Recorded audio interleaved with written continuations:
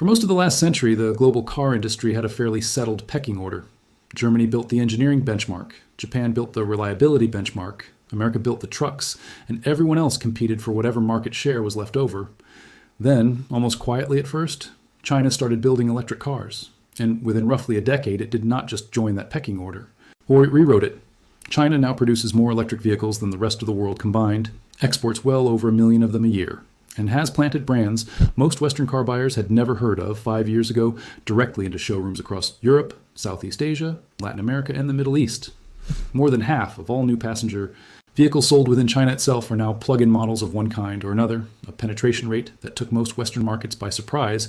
given how recently gasoline cars still dominated Chinese roads.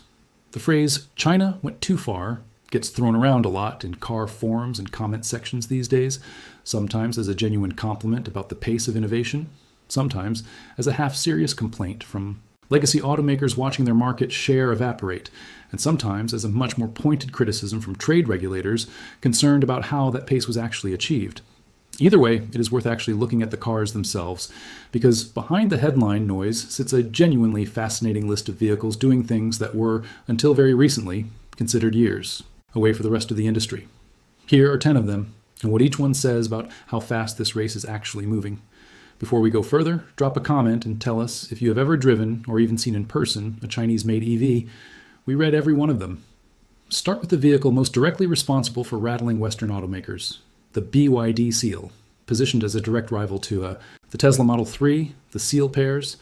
a sleek, low-slung sedan design with BYD's own blade battery technology, a lithium iron phosphate cell architecture the company claims can maintain strong capacity retention, well past the usual degradation curve of older battery chemistries, with independent testing suggesting the packs hold above 90% of original capacity even after roughly 100,000 kilometers of use. The Seal has earned 5-star safety ratings in European crash testing, undercuts the Model 3 on price in multiple markets by a meaningful margin, sometimes by several £1,000s or dollars depending on the market and trim level, and does it all while offering genuinely competitive range and performance figures, with the flagship all-wheel drive performance trim capable of reaching highway speeds in a time bracket that would have been considered a genuine sports sedan benchmark only a decade ago. For a car industry that spent years assuming Chinese manufacturing meant compromised quality, the Seal has functioned almost like a public correction, forcing rival engineers and reviewers alike to admit the build quality gap has closed far faster than expected. Ownership cost data gathered over the past couple of years has reinforced that impression rather than undermined it,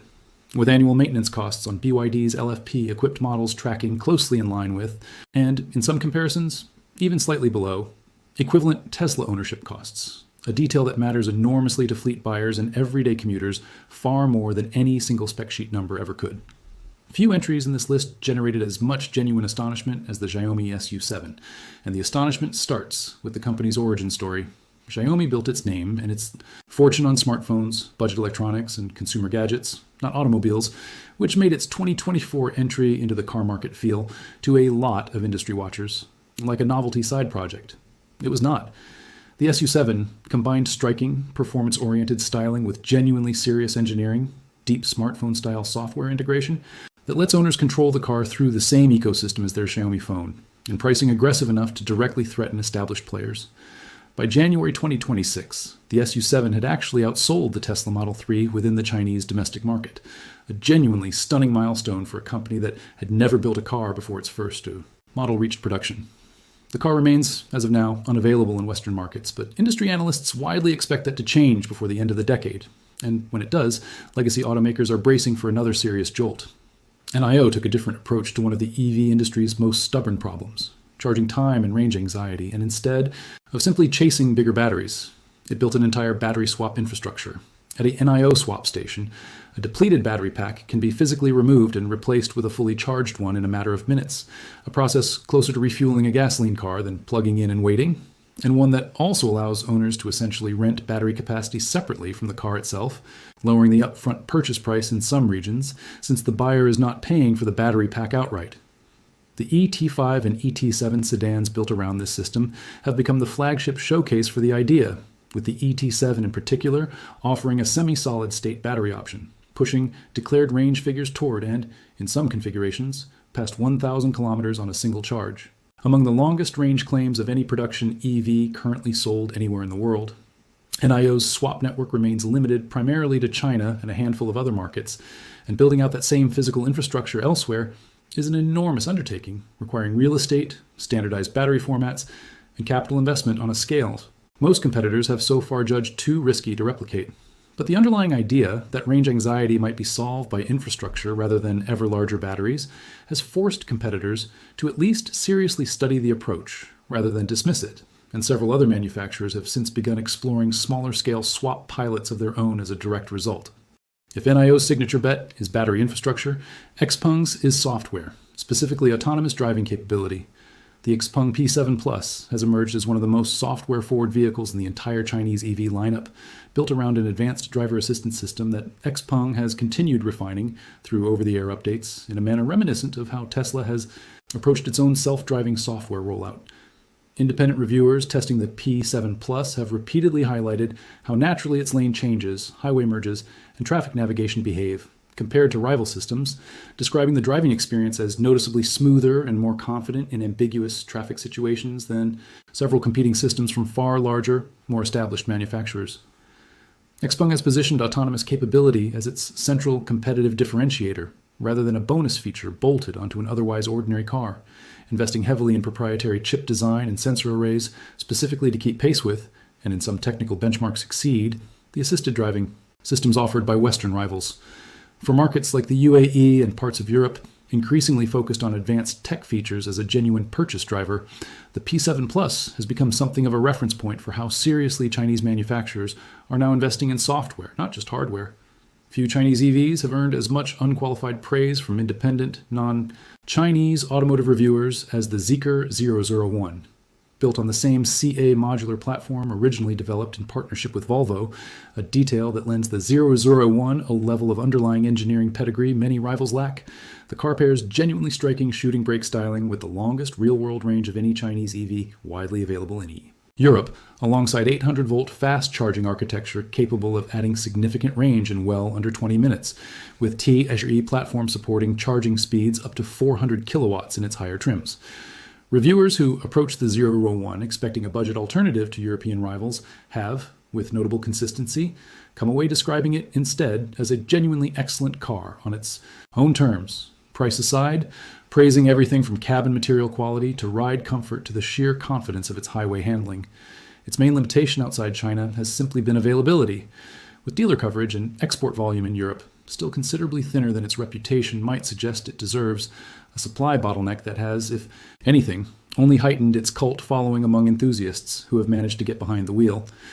Not every entry on this list is chasing luxury or headline-grabbing range numbers, and the MG4 represents the other, arguably more disruptive end of the spectrum. Genuinely excellent value at an entry-level price point. Owned by China's SAIC motor, but carrying the historic British MG badge, a brand with genuine heritage and nostalgic goodwill and new Chinese nameplate simply could not buy overnight. The MG4 has become one of the best-selling EVs in the entire United Kingdom market, earning 5-star safety ratings and one of the strongest new car warranties available in that market, all while undercutting most rivals on price by a substantial margin, in some comparisons by well over £10,000 against comparably spec'd rivals from established European brands. For a huge segment of car buyers who simply want a safe, reliable, reasonably practical electric hatchback without paying a premium badge tax, the MG4 has quietly become one of the most consequential cars on this entire list, less flashy than a Zeekr or NIO, but arguably doing more to actually accelerate mainstream EV adoption among ordinary buyers than any single luxury model could, precisely because it meets people at the price point where most car buying decisions are actually made. BYD does not just compete at the performance end of the market with cars like the Seal. It has built an entire volume strategy around smaller, more affordable models like the Dolphin hatchback and the Atto 3 compact SUV, both of which have become fixtures in fleet sales, urban commuter markets, and price-sensitive regions across Europe, Southeast Asia, Latin America, and Africa. The Dolphin in particular matches its larger sibling's lithium iron phosphate battery chemistry, known for being able to safely charge to 100% nightly without the same long-term degradation concerns associated with some nickel-based chemistries, in a genuinely compact, city-friendly package. The Atto 3 became the first Chinese-made EV SUV to earn a full 5 stars Safety rating using an LFP battery pack under a certain price threshold in some markets, a technical milestone that mattered considerably more to safety regulators and fleet buyers than it did to casual consumers, but one that meaningfully expanded BYD's credibility in markets that had previously been skeptical.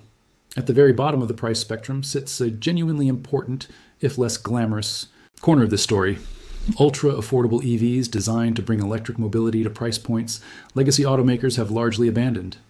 Geely's EX5 and Galaxy Xingyuan models have targeted exactly this segment, offering meaningful range, modern safety features, and usable daily practicality at price points under $20,000 in some export configurations. A figure that remains almost entirely unmatched by any Western or Japanese automaker currently selling new electric vehicles, most of whom have quietly retreated from the sub-$25,000 segment entirely as they chase higher,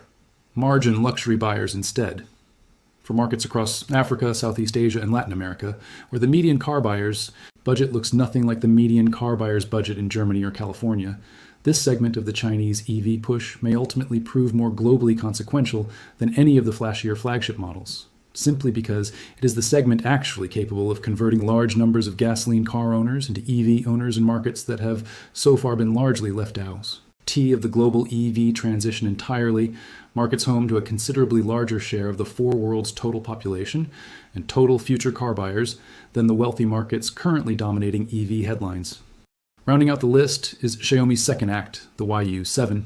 an SUV built on the same aggressive pricing and software-integrated philosophy that made the SU7 sedan such an immediate sensation. Early figures placed the YU7 among the longest-range Chinese EVs available at its price point, with claimed range figures exceeding 800 kilometers alongside the same fast 800-volt charging architecture, now becoming standard across the industry's top tier.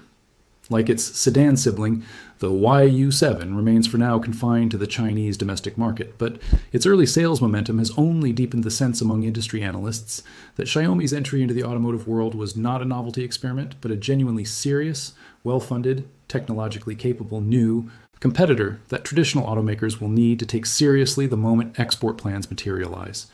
Here is where the headline phrase deserves a genuinely honest look rather than just clickbait energy. In terms of sheer pace, China's EV industry has, in a very real sense, moved faster than almost anyone outside the country predicted even 5 years ago, now producing more than 60% of the world's electric vehicles and exporting millions of units annually into markets that, in some cases, were barely aware Chinese car brands existed a decade ago. That speed has not come without real costs and real controversy.